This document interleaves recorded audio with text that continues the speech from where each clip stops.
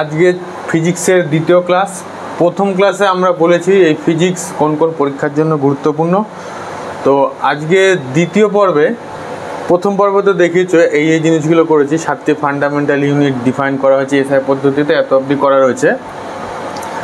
আজকে আমরা ধরবো মাত্রা। তো শুরু করা যাক। মাত্রা,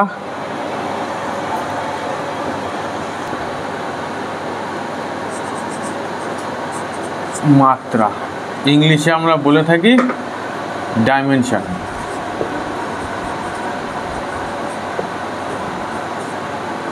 ঠিক, আচ্ছা মাত্রা কি জিনিস? রাশি সম্বন্ধে তো আমরা জানতে পেরে গেছি, ভৌত রাশির যে এককগুলো হয়, ইউনিট হয়, তার সম্বন্ধে আমরা জেনে গেছি। তো একটা একদম ছোট যে আমাদের যে কি বলবো, দুরকম হয়, একটা হচ্ছে লব্ধ একক আর একটা হচ্ছে মৌলিক একক। তো মৌলিক এককের প্রথম দু একটা দিয়ে আগে বোঝায়, তাহলে সুবিধা হবে বুঝতে। তা একটা মৌলিক একককে আমরা ধরি কি না, দৈর্ঘ্য। ধরা যাক দৈর্ঘ্য।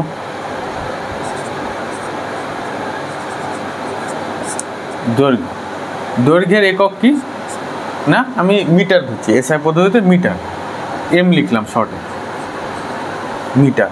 আচ্ছা, এইবার আমি বলছিলাম না যে ওই দৈর্ঘ্য, ভর এবং সময়, এই তিনটে মূল বিষয়ের উপর ভিত্তি করে আমরা একক এবং মাত্রা বা ডাইমেনশন তৈরি করে থাকি। তো এটা হচ্ছে দৈর্ঘ্য। এ তো শুধু কি বলবো, মানে দৈর্ঘ্যর সঙ্গে তো আর কিছু রিলেশনের দরকার নেই, এ তো যেহেতু একদম মানে মৌলিক একক, লব্ধ একক তো নয়। তো এর যে মাত্রা হয়, এটা হচ্ছে কিসের, এম, এটা হচ্ছে মানে লেংথের, দৈর্ঘ্য। তো এর যে মাত্রাটা আমরা লিখি, কিভাবে লিখি, মাত্রা যদি লিখি, এটা কিসের না, লেংথ, তাকে আমরা কিভাবে ডিনোট করি, এল দিয়ে।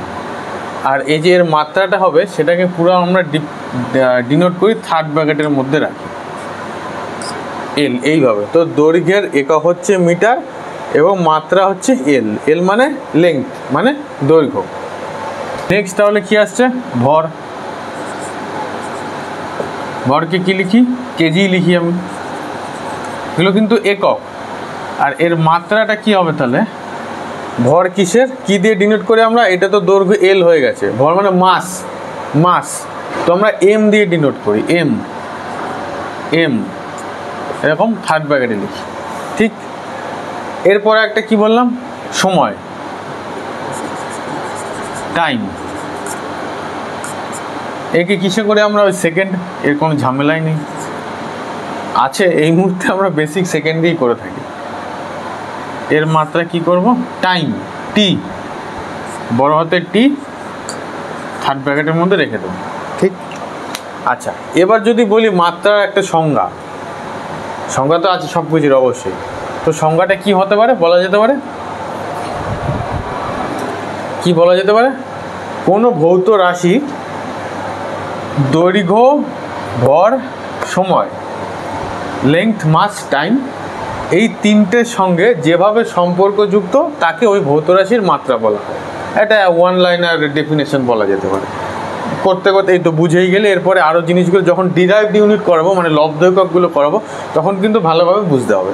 তো এটা জাস্ট এক লাইনে জেনে নাও যে কোনো ভৌত রাশি দৈর্ঘ্য, ভর এবং সময়ের সাথে যেইভাবে সম্পর্কযুক্ত তাকে ওই ভৌত রাশিটির মাত্রা বলে। আর মাত্রাকে আমরা এরকমভাবে ডিনোট করে থাকি, এল, এম, টি দ্বারাই বাকি এককগুলোর মাত্রাও কিন্তু আমরা ডিনোট করে থাকবো। তো এরা হচ্ছে একদম বেসিক। তো এরা হচ্ছে একদম বেসিক, এদেরকে এদের নিজস্ব যা যা আছে, দৈর্ঘ্য এল, ভর এম, সময় টি, এদের দ্বারা মাত্রা আমরা ডিনোট করে থাকি। ঠিক আছে, আচ্ছা এরপরে যদি আমি বলি ক্ষেত্রফলের একক কি হবে, ক্ষেত্রফল লিখি এখানে,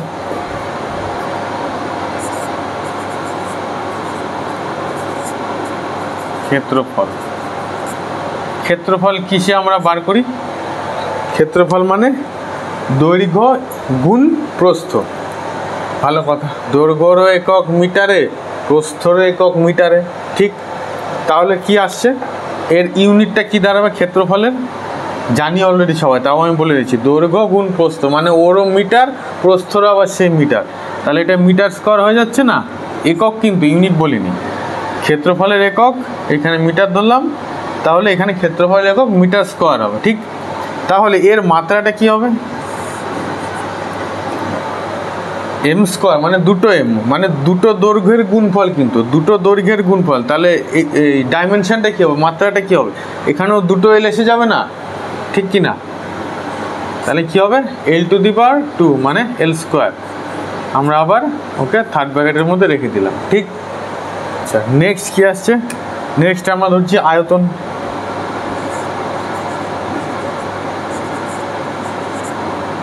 আয়তন কি? ক্ষেত্রফল হচ্ছে 2 ডাইমেনশন, দুটো রয়েছে, দৈর্ঘ্য আর প্রস্থ। আয়তনে কি থাকবে? দৈর্ঘ্য গুণ প্রস্থ গুণ উচ্চতা, মানে 3 ডাইমেনশনাল একটা চিত্র। তাহলে আয়তনের একক কী হবে? ওই যে তিনটে দৈর্ঘ্য, তো মানে দৈর্ঘ্য প্রস্থ উচ্চতা, তিনটে লেংথের একক, ঠিক কি না? তাহলে 3টে এম গুণ হবে, এই যে এই এমটা 3বার গুণ হবে, তাহলে কি হবে? আয়তন মিটার কিউব, দৈর্ঘ্য মিটার, ক্ষেত্রফল মিটার স্কোয়ার, আয়তন মিটার কিউব, যেহেতু 3টে দৈর্ঘ্য গুণ প্রস্থ গুণ উচ্চতা, তাহলে মিটার কিউব। আচ্ছা, তাহলে মাত্রা কি হবে? বোঝাই যাচ্ছে, L³ হলো, ঠিক। আচ্ছা, এবার আমি তাহলে মুছে দিই। এগুলো বেসিক, আশা করি সবাই বুঝতে পেরেছো। যদি কেউ লিখে নিতে চাও লিখে নিতে পারো, যে কোনো বইতেও এগুলো অ্যাভেলেবেল রয়েছে। আচ্ছা, নেক্সট হচ্ছে বেশ কিছু ওই লব্ধ একক রয়েছে, ওদের ইউনিট বের করব এবং ওদের মাত্রা বের করব। আমি একটু হেডিং দিয়ে ভালো করে লিখে দিচ্ছি। এদিকে লিখছি রাশির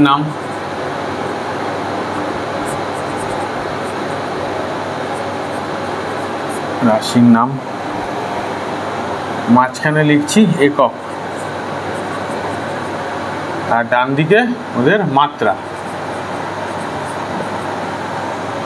ঠিক আছে,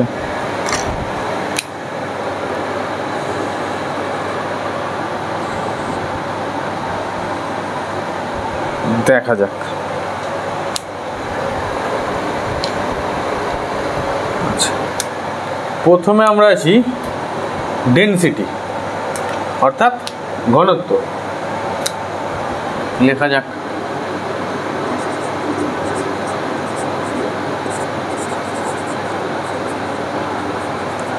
ডেনসিটি, ঠিক। তো ঘনত্ব আমরা কি জানি? ঘনত্ব আমরা জানি ভর বাই আয়তন,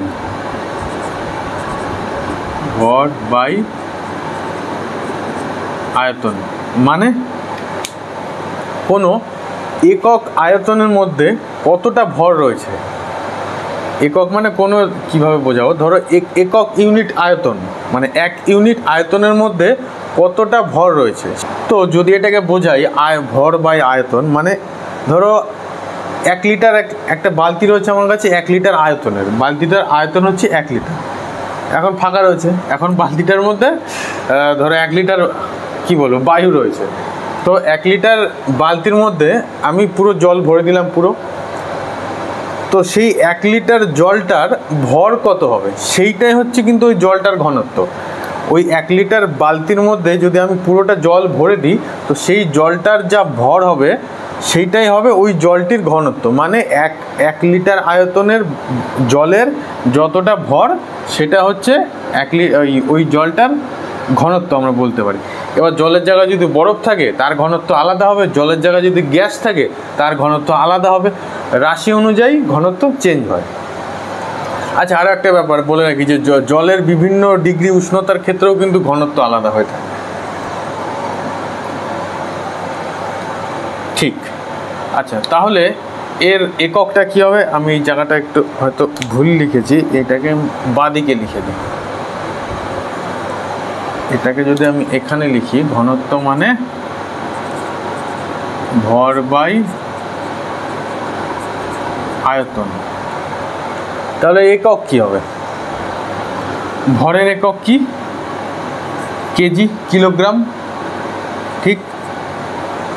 আয়তনের একক কি? একটু আগেই করালাম, কি হয়? Metre cube. যদি আমি এইভাবে লিখি, কেজি m⁻³ ঠিক। আচ্ছা, এবার মাত্রাটা তাহলে কি হবে? কেজি ওজন, মাস এম, এম মিটার, দৈর্ঘ্য লেংথ, এর তো একটু আগে বার করলাম m টু দি পাওয়ার -3, তাহলে তিনটে লেংথ, তিনবার লেংথ গুণ হয়েছে, তাহলে l টু দি পাওয়ার -3, এটা চলে যাবে থার্ড ব্র্যাকেট, হলো। তাহলে ঘনত্বের একক হচ্ছে কেজি মিটার টু দি পাওয়ার -3, মাত্রা ml টু দি পাওয়ার -3, টি এখানে নেই, দরকার হচ্ছে না, ঠিক।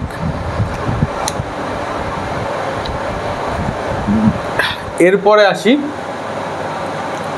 গতি, দ্রুতি আমরা বলে থাকি বাংলায়, দ্রুতি, ইংলিশে কি বলি? স্পিড, দ্রুতি, দ্রুতি লেখা যাক।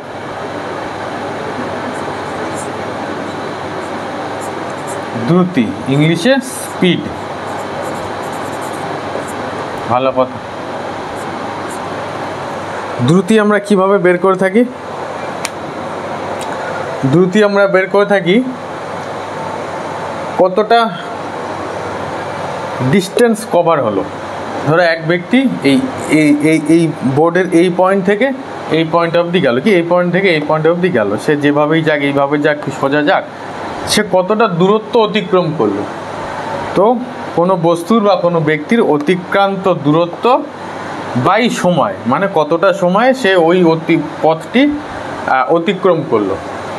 আচ্ছা, তাহলে দ্রুতির যদি সংজ্ঞা বলা হয় তাহলে কি? একক সময়ের অতিক্রান্ত দূরত্বকে দ্রুতি বলা হয়, ঠিক।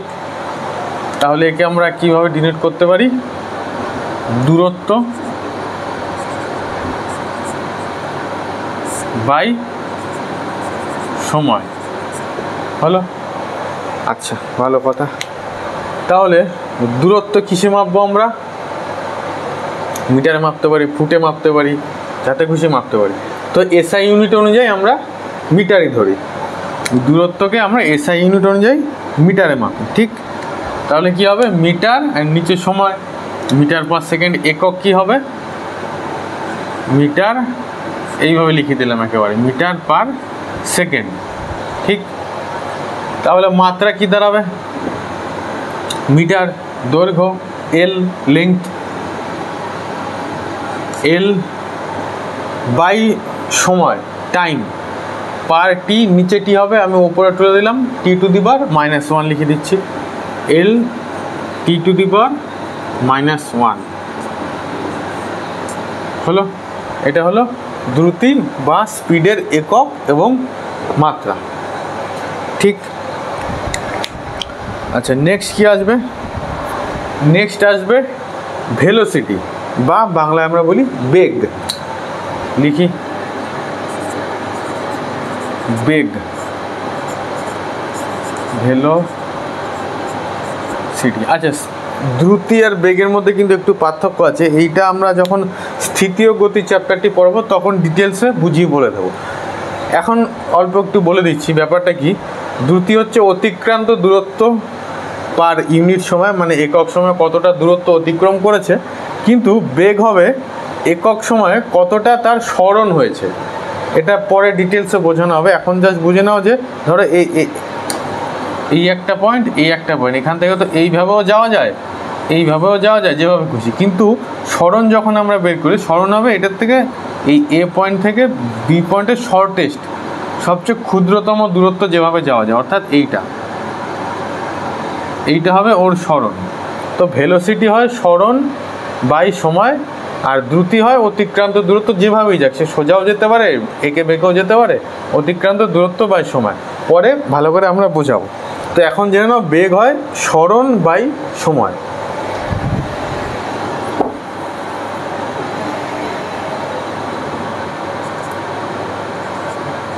সরণ ইংলিশে বলি ডিসপ্লেসমেন্ট বাই সময়, ঠিক।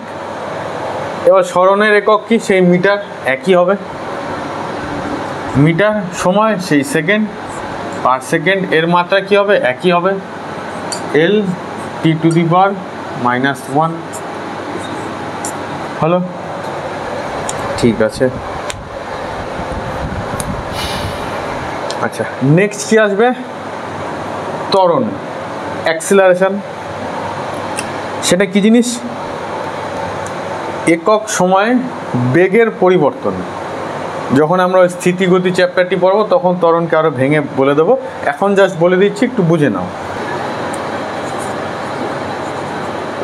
ত্বরণ ইংলিশে ACCELERATION,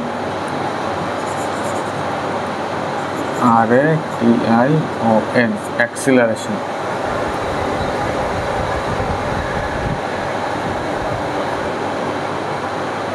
আচ্ছা, এগুলোর ইংলিশটা আমি লিখে দিচ্ছি। এখানে যদি দূরত্ব লিখি, এটা লিখব ডিস্ট্যান্স,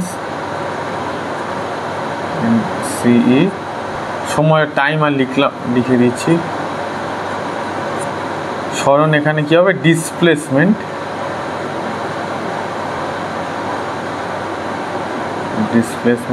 সময় টাইম। ঠিক আছে, বোঝার জন্য লিখে দিলাম। আচ্ছা, ত্বরণটা কি? ত্বরণ তো বললাম যখন স্থিতীয় গতি পড়ব তখন ভালো করে আমরা বুঝিয়ে দেবো, তাও একটু বলে দিই। ধরো আমি আমার বাড়ির থেকে বেরোলাম, বা তুমি তোমার বাড়ির থেকে বেরোলে, তোমার বন্ধুর বাড়িতে যাবে, ভালো কথা, বাইক নিয়ে বেরোলে। এবার প্রথমত বাইক একদম স্থির অবস্থায় রয়েছে, তো বন্ধুর বাড়ি যেতে গেলে তো বাইকে স্পিড দিতে হবে, ব্রেক তুলতে হবে। তা বাইকে তো তুমি ব্রেক তুলবে, ব্রেক বাড়বে তবে গিয়ে না পৌঁছাবে। আবার পৌঁছানোর পরে ওখানে গিয়ে বাইকটা থামাতে হবে, ব্রেক আবার সেই আবার সেই স্থির অবস্থায় ফিরে আসতে হবে। তো এই যে শুরুতে যে তুমি ব্রেকটা বাড়াচ্ছ, তো এই সময়ের সাপেক্ষে, ইউনিট সময়ের সাপেক্ষে যে ব্রেকটা বাড়ছে, এই হারটাকে বলা হয় ত্বরণ। আর যদি ব্রেকটা কমে তাহলে তাকে বলা হয় মন্দন। তো কি হলো? সময়ের সাপেক্ষে, ইউনিট সময়ের সাপেক্ষে বেগ, এই যে বেগ, ভেলোসিটি পরিবর্তনের হারকে ত্বরণ বলা হয়। তো ব্রেকটা ক্রমবর্ধমানও হতে পারে, ক্রম হ্রাসমানও হতে পারে। ঠিক, ওটা ডিটেলসে স্থিতীয় গতি চ্যাপ্টারে পড়াবো। এখন জাস্ট এটুকু জেনে নাও যে ত্বরণ মানে কি দাঁড়াচ্ছে? বেগ পরিবর্তনের হার, অর্থাৎ change in velocity by time. ঠিক, বেগ পরিবর্তন নিচে সময়। ইংলিশে যদি লিখি, change in velocity per time. ঠিক, আচ্ছা, তাহলে ত্বরণের ইউনিটটা কি দাঁড়াবে? বেগের পরিবর্তন বাই সময়। তো বেগের একক এখানে কি রয়েছে? অলরেডি মিটার পার সেকেন্ড রয়েছে কি না? বেগের একক মিটার পার সেকেন্ড বাই সময়, তাহলে আরেকটা সময় হয়ে যাচ্ছে না? যদি এখানে লিখি মিটার বাই সময়, প্রথমটা শুধু বেগের জন্য মিটার বাই সময়, আবার নিচে আরও একটা সময় আছে, আর একটা এস, তাহলে কি দাঁড়াচ্ছে? মিটার পার সেকেন্ড স্কোয়ার দাঁড়াচ্ছে না? আমরা ছোটোবেলায় পড়ে এসেছি না, ত্বরণের সময় কথাটি দুবার আসে কেন? একবার আসে ওই বেগ পরিবর্তন বোঝানোর জন্যে, আর একবার আসে ওর নিচের সময়টার জন্য, প্রতি ইউনিট সময়ের জন্য। সেই জন্য ত্বরণের এককে বা ত্বরণের সংজ্ঞায় সময় কথাটি দুবার আসে। মিটার পার সেকেন্ড পার আবার একটা সেকেন্ড, মানে মিটার পার সেকেন্ড স্কোয়ার। তাহলে মাত্রাটা কি দাঁড়াবে? মিটারের জন্য এল, টাইম এস স্কোয়ার, এস নিচে রয়েছে, তাহলে টাইমটা যদি আমি টিটাকে যদি ওপরে ধরি তাহলে T⁻² হয়ে যাবে কি না? T⁻²। হলো? তাহলে কি করে ফেললাম? ঘনত্ব, দ্রুতি, বেগ, ত্বরণ। ঠিক, আর কী করে বার করে ফেললাম সেগুলোও দেখিয়ে দিচ্ছি, আশা করি বুঝতে পেরেছো। আচ্ছা, এবার পরেরগুলো বোঝানোর জন্য আমাকে মুছতে হবে, আমি মুছছি ওপর থেকে। আচ্ছা, এর পরেরটা হচ্ছে কম্পাঙ্ক।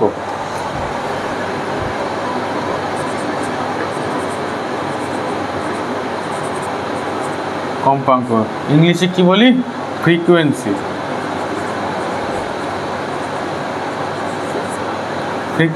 ঠিক, ফ্রিকোয়েন্সিকে আমরা ডিনোট করি কিভাবে? 1 সময়, 1 টাইম লিখি। আর ইউনিটটা কি লিখি আমরা? হার্টজ, HERTZ, সংক্ষেপে 8Z লিখে থাকি আমরা। ঠিক, আচ্ছা, এবারে ইউনিটটা কী হবে তাহলে? মাত্রা, ওই যে 1/টাইম, তাহলে টিটা উপরে যাবে, টি টু দি পাওয়ার -1 হয়ে যাবে, টি টু দি পাওয়ার -1, ঠিক। আচ্ছা,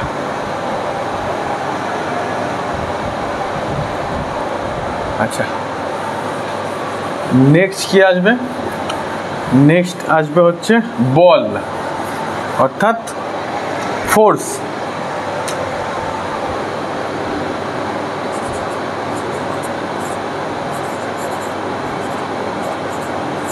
ফোর্স, বল, বল মানে আমরা কি জানি?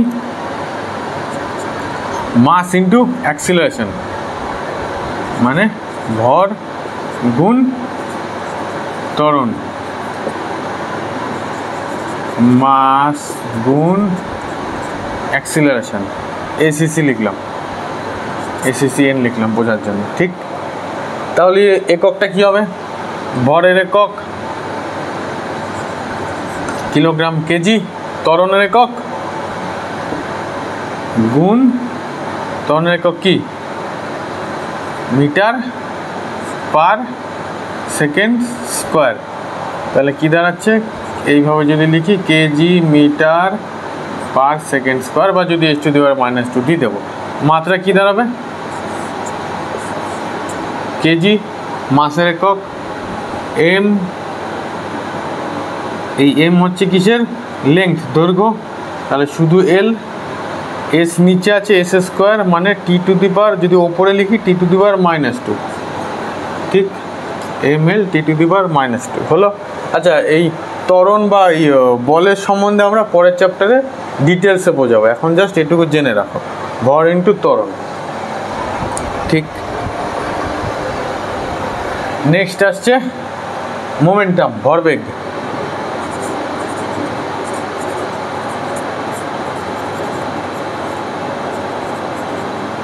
মোমেন্টাম, ভরবেগ বোঝা যাচ্ছে, কথার মধ্যেই রয়েছে অ্যান্সার, ভর ইন্টু বেগ, ইংলিশে মাস ইন্টু ভেলোসিটি। একক কী হবে? ভরের একক কেজি, বেগের একক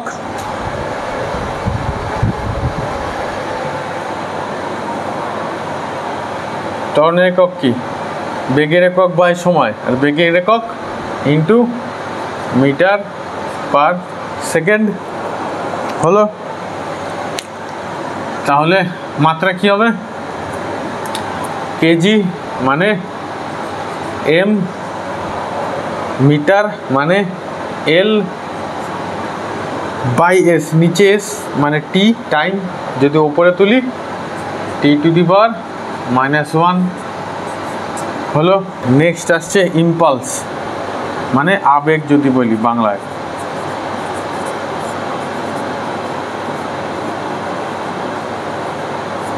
ইম্পালস, এটা কি?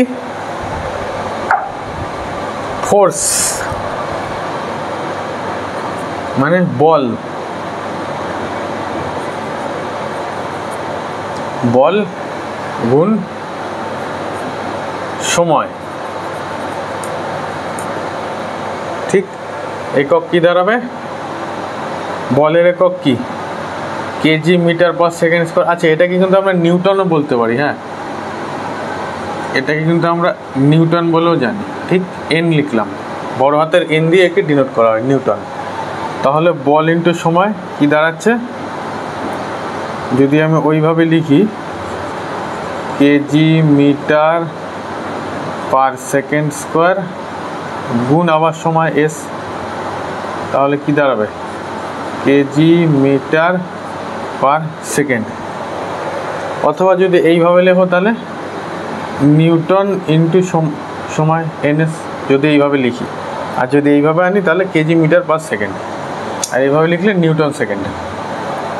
তাহলে মাত্রা কি দাঁড়াবে? এখান থেকে ধরি KG, M metre per second, metre মানে লেংথের, সেকেন্ড একটা, টি টু দি পাওয়ার -1 হলো।